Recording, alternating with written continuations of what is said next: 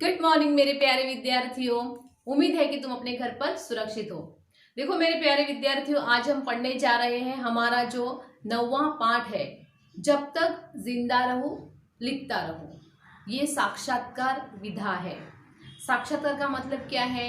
मुलाकात, इंटरव्यू, भेंट वार्ता।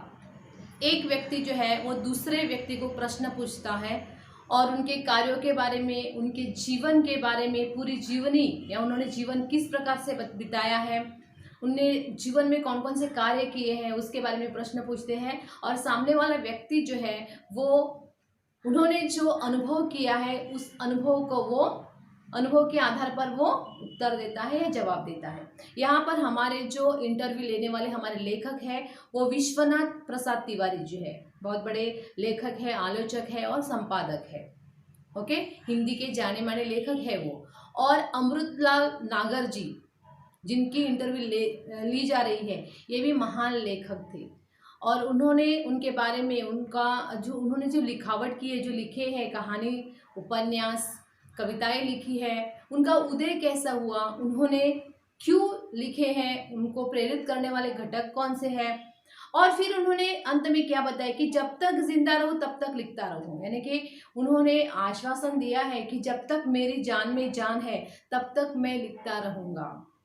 तो उनके राजनीतिक और सामाजिक संबंध कैसे थे, उनके बारे में प्रश्न पूछते हैं और बातचीत के रूप में हमें उनके पूरे जानकारी मिलती है। तो चलो हम देखते हैं हमारा पाठ 9वां, 82 पेज नंबर। देखो, जब तक जिंदा रहूं लिखता रहूं। विश्वनाथ प्रसाद तिवारी जी इनके लेखक हैं। देखो, ये हमारा गद्य संबंध देखते हैं हम लोग। प्रस्तुत साक्षात्कार में विश्वनाथ प्रसाद तिवारी जी ने नागर जी से तत्कालीन राजनीतिक, सामाजिक परिस्थितियों, लेखकों आदि के बारे में अनेक प्रश्न पूछे हैं। तत्कालीन यानी कि जब उनका जन्म हो गया था या जब वो मौजूद थे उसी समय राजनीतिक और सामाजिक परिस्थिति कैसी थी, इसके बारे में उन्होंने प्रश्न पूछे हैं। इन सभी का जीवन एवं लेखन पर कितना और किस तरह का प्रभाव पड़ा, इसे साक्षात्कार के माध्यम से जानने का प्रयत्न किया गया है। उन्होंने इंटरव्यू ली है और इंटरव्यू के माध्यम से वो जानने की कोशिश की है कि जब अमृतलाल नागर जी लिखते थे उस समय की सामाजिक और राजनीतिक परिस्थिति कैसी थी। ओके, चलो यहाँ पे देखो, विश्वनाथ प्रसाद तिवारी जो है वो तिवारी जी के नाम से यहाँ पे बोलते हैं और अमृतलाल नागर जी है वो नागर जी के नाम से बातचीत करते हैं। ओके, तो चलो हम शुरुआत करते हैं। पहला, तिवारी जी जो है वो तिवारी जी अमृतलाल नागर जी से सवाल करते हैं। देखो, उन्होंने पहला कौन सा सवाल किया है? नागर जी, मैं आपको आपके लेखन के आरंभ काल की ओर ले चलना चाहता हूँ। जिस समय आपने लिखना शुरू किया उस समय का साहित्यिक माहौल क्या था? किन लोगों से प्रेरित होकर आपने लिखना शुरू किया और क्या आदर्श थे आपके सामने? उन्होंने पहले सवाल किया है कि मैं तुम्हारे आरंभ काल से, यानी कि शुरुआत के काल में जब आपने लेखन करने के बारे में सोचा उस काल में मैं ले जाता हूँ। तो उन्होंने वहां पे बताया कि वहां का तब का साहित्यिक माहौल कैसा था। लिटरेचर, साहित्यिक लोग पढ़ते थे, पढ़ने के बाद लोगों पर उसका असर होता था। आपको क्या लगता है कि वो माहौल, वो वातावरण कैसा था? और उन्होंने कहा कि आपने किससे प्रेरित होकर ये लेखन कार्य शुरू किया है, या ये लिखने की जो आपने बहुत उपन्यास, कहानी लिखी, तो किसके माध्यम से आपको ये प्रेरणा मिली है और आपके आदर्श कौन थे? मेरे प्यारे विद्यार्थियों, हमारे जीवन में कोई ना कोई हमारा आदर्श रहता है। हम किसी न किसी व्यक्ति को फॉलो करते हैं। पिक्चर का हीरो भी हो सकता है, एक कहानी भी हो सकती है, एक सुविचार भी हो सकता है हमारे जीवन बदलने के लिए। कभी कभी ऐसा होता है कि किस कहानी के माध्यम से हम अपने आप में बदलाव करते हैं, हमें प्रेरणा देते हैं। हमारे धर्म ग्रंथ है जो हमें प्रेरणा देते हैं कि हमें जीवन में किस तरह से बातें करनी है। कभी कभी किसी की कोई व्यक्ति है जो पायलट को देखता है और वो कहता है हमें पायलट बनूंगा। उसे देखकर ऐसा लगता है। किसी ने सेना में बहुत अच्छा कार्य किया तो उसे ऐसा लगता है कि मैं सैनिक बनूंगा, देश के लिए अपनी जान दे दूंगा। ऐसे हमारे सामने कोई ना कोई आदर्श रहता है।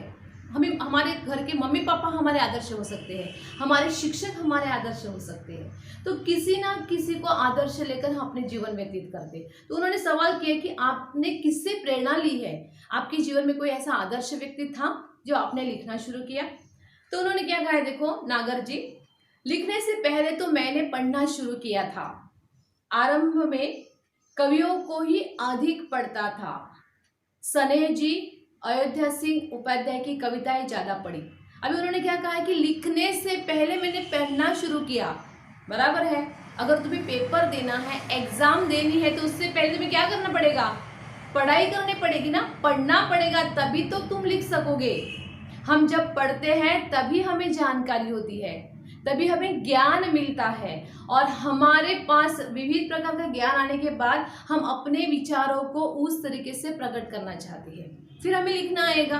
तो यहाँ पे उन्होंने वैसे ही किया है। तो उन्होंने शुरू में स्नेह जी और अयोध्या सिंह जो है उनकी कविताएं पढ़ी है। छापे का अक्षर मेरा पहला मित्र था, यानी कि मुद्रित की गई रचनाएं जो लिखी हुई है, जो मुद्रित छाप गई है, वो रचनाएं मैंने पढ़ी है। घर में 2 पत्रिकाएं मंगाते थे पितामह, पत्रिका यानी कि मैगजीन, उनके पितामह यानी कि पिताजी के पिता, वो मैगजीन मंगवाते थे। कौन से थे, देखो वो, एक सरस्वती और दूसरी गृहलक्ष्मी।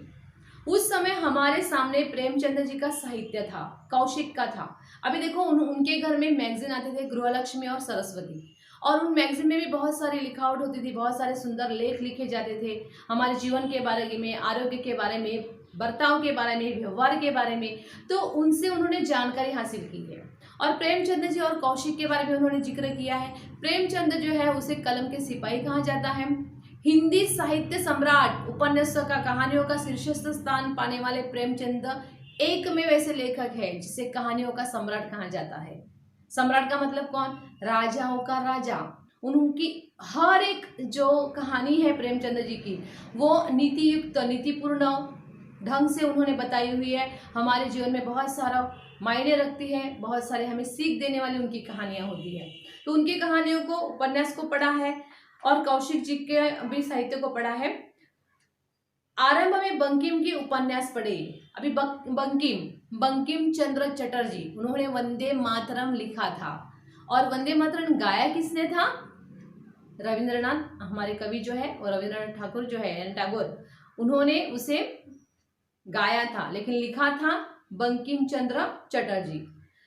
शरद चंद्र को बाद में प्रभात कुमार मुखोपाध्याय का कहानी संग्रह देशी और विलायती 1930 के आसपास पढ़ा। उपन्यासों में बंकिम की उपन्यास 1930 में ही पढ़ डाली। आनंद मठ, देवी चौदारण और एक राजस्थानी थीम पर लिखा हुआ उपन्यास उसी समय पढ़ा था। थीम यानी कि विषय पर ये उन्होंने पढ़े हैं। अभी उन्होंने आगे का क्वेश्चन किया है, क्या यही लेखक आपके जीवन के आदर्श रहे हैं, कि आपने जिसकी ये लेखन कार्य जो लिखा हुआ है, कविता है, उपन्यास है, कहानियां आपने पढ़ी है, तो क्या आपके जीवन में यही आदर्श है, उन्होंने क्वेश्चन करते हैं। नहीं, कोई आदर्श नहीं, केवल आनंद था पढ़ने का। उन्होंने कहा नहीं, आदर्श नहीं था, लेकिन वो लिखते बहुत अच्छे थे, इसके लिए मैंने क्या किया है, उसे आनंद ले लिए, आनंद के साथ पढ़ा है। सबसे पहले कविता फूटी साइमन कमीशन के बहिष्कार के समय 1928-1929 में लाठीचार्ज हुआ था। इस अनुभव से ही पहली कविता फूटी, कब लो कहो लाठी खाए। इसे ही लेखन का आरंभ मानिए। अभी उन्होंने बताया है, जो पता है कि हमारे देश में जब ब्रिटिश का साम्राज्य था, राज्य था, तभी ब्रिटिश लोगों ने क्या किया, 1928 में कमीशन बिठाई थी। उस कमीशन का नेतृत्व करने वाला सर जॉन साइमन था, हाँ, और उनमें एक भी भारतीय सदस्य नहीं थे, सब सदस्य ब्रिटेन के थे, ब्रिटिश थे। इसलिए भारतीय लोगों ने उसका बहिष्कार किया, और उन्होंने जोर जोर से नारे लगाए, Simon go back, Simon go back. और उसमें देखो उन्होंने क्या किया है, लाठीचार्ज किया है। जो भारतीय सेना थी, भारतीय सदस्य थे, उन पर उन्होंने लाठियों का प्रहार किया। और उस समय लाला लाजपत राय, जिसे पंजाब का सिंह कहा जाता है, उन पर बहुत सारे गहरा असर हुआ, उन्हें प्रहार सहने पड़े, और उसी में ही उनका अंत हो गया। तो ये साइमन गो बैक, ये उन्होंने ये जो बहिष्कार या सामाजिक परिस्थिति, जो राजनीतिक परिस्थिति थी, उन्होंने अपने आंखों से देखी, और उसी समय उसने क्या किया है, कब लोग कहाँ लाठी खाए, ये जो है उस लेखन से आरंभ किया। उन्होंने जो चित्रित जो घटना उनके आंखों के सामने थी, उन्होंने उस घटना को इस कविता के माध्यम से लिखी। इस घटना के बाद आप राजनीति की ओर क्यों नहीं गए? नहीं गया क्योंकि पिताजी सरकारी कर्मचारी थे। 1929 के बाद मेरी रुचि बढ़ी पढ़ने में भी और सामाजिक कार्यों में भी। लेकिन मेरी पहली कहानी छपी 1933 में, अपशकुन। तुम्हारे गोरखपुर के मन्नत द्विवेदी लिख रहे थे उन दिनों। चंडी प्रसाद हृदेश थे जिनकी लेखन शैली में ने मुझे बहुत प्रभावित किया। अभी उन्होंने कहा कि आपने राजनीति में राजनीतिक राजकारण में आपने हिस्सा नहीं लिया, तो उन्होंने कहा नहीं, मैं ले नहीं सका क्योंकि मेरे पिताजी सरकारी कर्मचारी थे, यानी कि ब्रिटिश के अधीन काम करते थे। तो फिर अगर मैंने ब्रिटिश के अधीन काम किया तो मुझे वो यानी कि पिताजी को बात जो है वो अच्छी नहीं लगती थी, इसलिए उन्होंने कहा कि नहीं, तुम्हें राजनीतिक से राजकारण से दूर रहना है। इसलिए उन्होंने उसे हिस्सा भाग लेने नहीं दिया है, वहाँ पे सम्मिलित होने के लिए मनाही की है। फिर उन्होंने कहा कि उसकी पहली जो कविता है वो है अपशकुन, यानी कि अपशकुन को क्या बोलते हैं, अशुभ। ये कविता उन्होंने पहली छाप दी है। और फिर उन्होंने कहा है कि चंडी प्रसाद हृदय जो थे उनके लेखन शैली यानी कि लिखने की शैली प्रभावित करने थी। स्टाइल मेथड उसकी कौन सी थी, बहुत अच्छी थी और इसके लिए लेखक प्रभावित हो गए हैं। आगे देखो, तिवारी जी कहते हैं, क्या उन दिनों आप पर गांधी जी के व्यक्तित्व का भी कुछ प्रभाव पड़ा? क्योंकि उन दिनों गांधी जी के जो सत्य प्रेम अहिंसा के नारे जोर से शुरू थे, हर जगह पर गांधी जी के विचारों का बोलबाला था। हर एक विचार जो है वो गांधी जी के विचारों को गांधी जी के विचारों से सब प्रभावित होते थे। और इसलिए उन्होंने कहा कि आप पर भी गांधी जी के विचारों का कुछ असर हुआ, कुछ प्रभाव था क्या, ऐसा उसने पूछा है। हाँ, निश्चित रूप से पड़ा। पिताजी ने आंदोलन में भाग लेने से रोका, वह रोकना ही मेरे लेखन के लिए अच्छा हुआ। अभी बहुत सारे आंदोलन हो गए हैं, साबरमती आश्रम में हम बोलते हैं ना, जो नमक है, नमक का आंदोलन, मीठाचा सत्याग्रह, ओके, ये हो गया है। उसके बाद उन्होंने मेरे खेड़े में हो गए थे ना, किसानों पर अत्याचार होता था, उसके कारण जो आंदोलन, बहुत सारे आंदोलन छेड़े थे, तो उन्होंने कहा नहीं, तुम्हें आंदोलन में हिस्सा नहीं लेना है, उसके पिताजी ने कहा। तो लेखक नहीं गए, उन्होंने अपने पिताजी की बातों को माना है, लेकिन उन्होंने उससे भी कुछ प्रेरणा ली है। उन्होंने कहा कि अगर मुझे रोका ना, वही मेरे लेखन का कारण बना। अभी क्यों? क्योंकि वो आंदोलन में नहीं जाते थे, इसके लिए उसका समय की बचत हो जाती थी, और समय की बचत होने के कारण लेखक के पास समय रहता और लेखक उन घटनाओं को लिखते थे। यानी कि एक बार ऐसा हुआ कि उसके पापा ने उसे रोक दिया, वो अच्छी बात भी है। तो हमारे जीवन में हमेशा ये बात ध्यान में रखनी है, जब कोई बुरी घटना हमारे साथ होती है ना, तो उसमें से कुछ ना कुछ तो अच्छा निकलता ही निकलता है। हाँ, ये अच्छी बात ध्यान में रखो। उन्होंने आगे प्रश्न पूछा है, आपके लेखन में गरीबों के प्रति जो करुणा है वह किससे प्रभावित है? यानी कि शायद तिवारी जी ने उनके लेखन को पढ़ा है और उन्होंने कहा है कि आपकी लिखी हुई रचना है ना, उसमें करुणा दिखाई देती है, दया दिखाई देती है। तो वो आपके मन में ये दया भाव कहाँ से उत्पन्न हुआ है, कहाँ से आई है, किससे प्रभावित होकर आप वो लिखते हैं? तो नागर जी ने कहा है, देखो, वह तो अपने समाज से ही उभरी थी। मेरी पहली कहानी प्रायश्चित इसका प्रमाण है। प्रमाण का मतलब सबूत है। उन्होंने कहा है कि अपने समाज में ही से ही मेरी उभरी है, यानी कि मेरे समाज में से ही दिखाई दी है।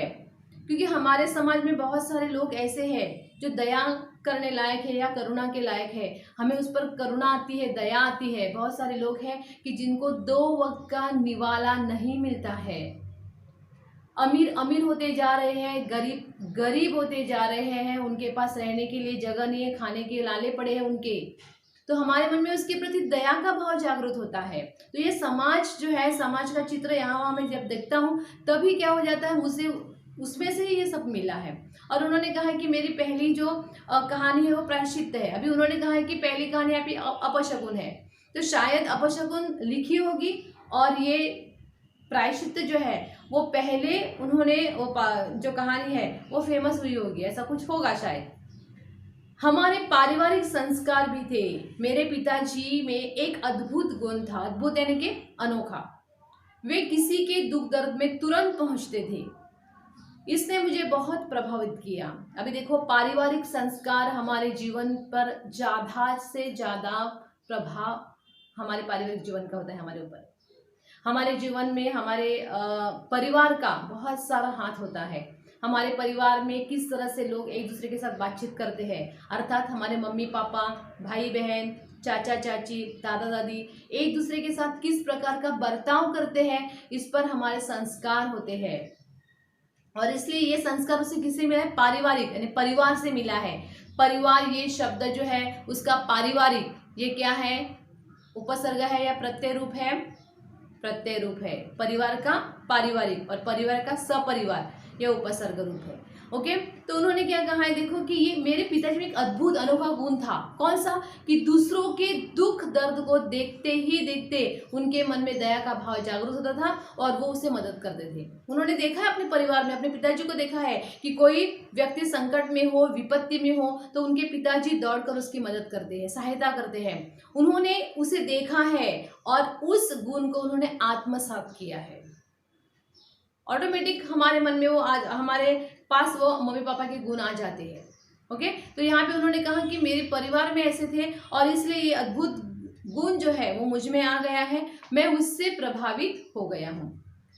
तिवारी जी, उस समय तो क्रांतिकारी आंदोलन भी हो रहे थे, क्या उनका भी आप पर कुछ प्रभाव पड़ा? क्रांतिकारी, क्योंकि हमारे देश को आज़ादी पाने के लिए बहुत सारे क्रांतिवीर ने अपनी जानों की आहुति दी है, तो ये सब जो क्रांतिवीर जो थे वो कदम उठाते थे, क्या आपने उसमें हिस्सा लिया है? ऐसा उन्होंने पूछा है। नागर जी कहते हैं, उसी से तो पिताजी ने डांटा और रोका। काकोरी बमकांड हो चुका था, 1921 से आंदोलन तेज हो गए थे। देखो, उन्होंने कहा है कि हाँ, इससे तो पिताजी मुझे डांटते थे। पिताजी कहते कि क्रांतिवीरों को सहायता नहीं करनी है, उसमें सम्मिलित नहीं होना है। और उसी समय उन्होंने कहा है कि काकोरी बम कांड हो गया था। तुम्हें पता होगा मेरे प्यारे विद्यार्थी कि 1921 में ये लखनऊ का काकोरी स्टेशन पर एक ब्रिटेन की एक ट्रेन आने वाली थी जिसमें सरकारी खजाना भरा हुआ था। और हमारे क्रांतिकारियों का एक समूह जो था, जिसमें आई थिंक बिस्मिल्ला खान थे, चंद्रशेखर आज़ाद थे, ऐसे बहुत सारे क्रांतिवीर इकट्ठा आ गए और उन्होंने उस ट्रेन पर आक्रमण किया और उस खजाने को पूरी तरह से लूटा।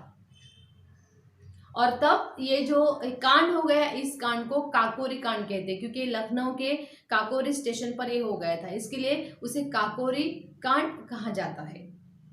तो उन्होंने कहा ये क्रांतिकारियों ने कदम उठाया, क्या आपने उस आंदोलन में हिस्सा लिया था? तो उन्होंने कहा ये सब हो गया था, लेकिन मेरे पिताजी ने मुझे मना किया था, इसलिए मैं वहां पे गया नहीं था। ओके, उसके बाद देखो आगे, क्या सामाजिक आंदोलन जैसे आर्य समाज का भी आप पर कुछ प्रभाव हो पड़ा? अभी ये आर्य समाज की निर्मित किसने की है?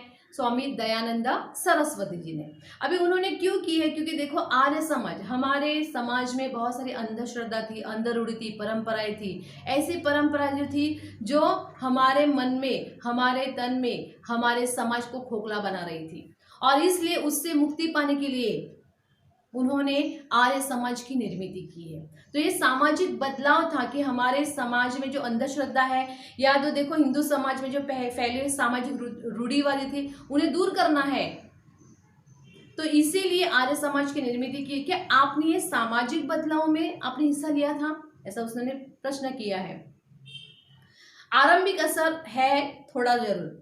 मेरे पिताजी में एक अच्छी बात थी कि उन्होंने मुझे सामाजिक आंदोलन में जाने से कभी रोका नहीं, क्योंकि जहाँ पे समाज का विकास होता है वहां पे उन्होंने रोका नहीं है। देश के लिए कोई प्रॉब्लम, राजनीति में उन्होंने हिस्सा लेने के लिए मना किया था, लेकिन समाज के कार्य के लिए या समाज के प्रगति के लिए अगर कुछ करना हो तो तुम जरूर जाओ, ऐसा वो उसे कहते थे। जवाहरलाल नेहरू जी से मेरी भेंट 1933 में हुई। उनकी माँ मेडिकल कॉलेज में दाखिल थी। अभी मेडिकल कॉलेज, यहाँ पे मेडिकल कॉलेज वो नहीं है जहाँ पे हमारे डॉक्टर्स लोग बनते हैं। यहाँ पे मेडिकल कॉलेज का मतलब कि सरकारी अस्पताल था, और सरकारी अस्पताल में वो दाखिल थी। नेहरू जी जेल में थे, सॉरी, और उसी समय मेरा छोटा भाई भी वहां दाखिल था। नेहरू जी जेल में थे। उनकी माँ के पास कुछ कश्मीरी लोगों को छोड़कर कोई आता जाता नहीं था। मैं उनकी माता जी के पास रोज जाता था। पंडित जी जब जेल से छूटे तो मेरी उनसे वही भेंट हुई जो प्राय होती रहती थी। उनसे खूब बातें होती थी हर तरह की। अभी उन्होंने कहा है कि जिस अस्पताल में पंडित जवाहरलाल नेहरू हमारे भारत के प्रथम प्रधानमंत्री थे, उनके मम्मी को वहाँ पे उनके माँ को वहाँ पे दाखिल किया था। वहाँ पे मेरा छोटा भाई भी था और उनके पास सिर्फ कश्मीरी लोग आते थे, तो इसके लिए मैं भी उनके पास बैठता था। फिर जेल से छूटने के बाद पंडित जवाहरलाल नेहरू वहाँ पे आते, फिर हर तरह की बातें होती है। हर तरह की बातें इसका मतलब क्या है कि क्या चल रहा है, राजकारण में क्या हो रहा है, राजनीति क्षेत्र में कैसा हो रहा है, सामाजिक परिवर्तन क्या है, इन बारे में वो सोचते होंगे या बातें करते होंगे। तिवारी जी, आपका पहला उपन्यास कौन सा है? पहला उपन्यास लिखा 1944 में, महाकाल, जो छपा 1946 में। बंगाल से लौटकर इसे लिखा था। अभी देखो उन्होंने कहा कि मेरा पहला उपन्यास कौन सा है, महाकाल, जो 1944 में उन्होंने लिखा था। लेकिन वो फेमस या उसका उन्होंने छपा कब है, 1946 में, लेकिन 2 साल लगे छपने के लिए। जो लेख हम लिखते हैं उसे पूरी तरह से पढ़ना होता है, उसमें क्या लिखा है, क्या उसमें ऐसी बातें हैं जो समाज के लिए महत्वपूर्ण है, जो ऐसा तो नहीं है कि अयोग्य बातें वहाँ पे लिखी हो, जो महत्वहीन होती है, ऐसी बातें तो नहीं लिखी है। उसे पढ़ना पड़ता है, वो अच्छी है, समाज के विकास के लिए अच्छी है तो भी उसे मान्यता दी जाती है और फिर उसे लिखने या छपने की मंजूरी दी जाती है, परमिशन दी जाती है, फिर वो छपते हैं। तो उनको 2 साल लगे हैं। तो उन्होंने कहा कि बंगाल से लौटकर मैंने ये लिखा था। उन्होंने आगे कहा है, क्या यही बाद में भूख नाम से प्रकाशित हुआ? तो उन्होंने कहा हाँ, भूख, महाकाल, शायद ऐसा होगा कि वहाँ पे जो भूकंप या बहुत सारे समस्याओं से कौन सा काल रहेगा, और फिर भूख, महामारी के कारण भी इसमें बदलाव किया गया होगा और उसका आगे का नाम भूख रखा गया है। हाँ नागर जी, आप अपने समय के और कौन कौन से लेखकों के संपर्क प्रभाव में रहे? उन्होंने क्वेश्चन किया है कि आपके संपर्क में आपके साथ अन्य कौन कौन से लेखक आए हैं। ये लेखक कौन से हैं वो मैं तुम्हें अगले लेक्चर में सिखाऊंगी। अभी जो मैंने तुम्हें ये पाठ पढ़ा है, तुम्हें क्या करना है, उसे अच्छी तरह से पढ़ना है। और अभी आगे जो मैंने 2-3 कृतियाँ दी हैं उससे अपने नोटबुक में बहुत ही सुंदर हस्ताक्षर में तुम्हें लिखनी है। ओके, सूचना के अनुसार कृतियाँ कीजिए। एक कृति पूर्ण कीजिए में देखो, अमृतलाल नागर जी के साहित्य सृजन में सहायक लेखक और पत्रिकाएं, इसमें से देखो प्रेमचंद, कौशिक, सनेह जी, अयोध्या सिंह उपाध्याय, 4 हैं। उसमें से कौन से तुम लोग 2 लिख सकते हो। और पत्रिकाएं कौन सी है, सरस्वती और गृहलक्ष्मी। ओके, दूसरा देखो, नागर जी की पहली कविता को प्रस्फुटित करने वाला अनुभव, साइमन कमीशन के बहिष्कार के समय 1928 और 1931 लाठीचार्ज, ओके, और उनका अनुभव है। और दूसरा देखो, नागर जी अपने पिताजी के इस गुण से प्रभावित थे। कौन से गुण से? वे किसी के दुख दर्द में तुरंत पहुंचते थे। आगे देखो, कोष्टक में दी गई नागर जी की साहित्य कृतियों का वर्गीकरण कीजिए। अभी देखो, कहानी, उपन्यास, कविता और अन्य है। इसमें देखो, अपशकुन और प्रायश्चित एक कहानी है। उपन्यास देखो, महाकाल, नाचो बहुत गोपाल और खंजन नयन। कविता देखो, कब लो कहो लाठी खाए, और अन्य में गदर के फूल, ये गदर के फूल। यहाँ तक तुम्हें क्या करना है, अच्छी तरह से अपने नोटबुक में लिखना है। आगे की कृतियाँ आगे के लेक्चर में मैं दे दूंगी। ओके, अपने घर पर रहो, सुरक्षित रहो और अपना ख्याल रखो। Okay, bye bye, see you.